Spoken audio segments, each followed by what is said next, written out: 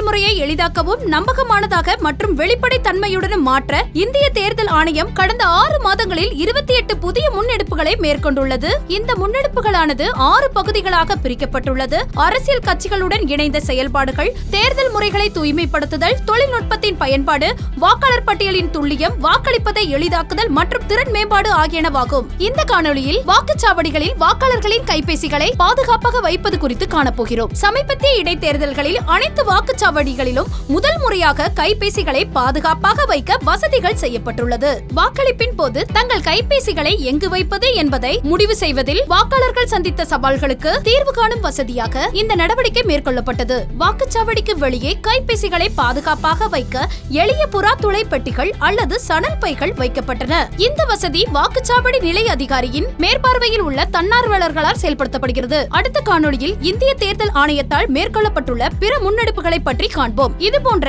இந்திய தேர்தல் ஆணையம் தொடர்பான மேலும் புதிய தகவல்களுக்கு எங்களது அனைத்து சமூக ஊடக தளங்களை பின்தொடரவும் மற்றும் சப்ஸ்கிரைப் செய்யவும்.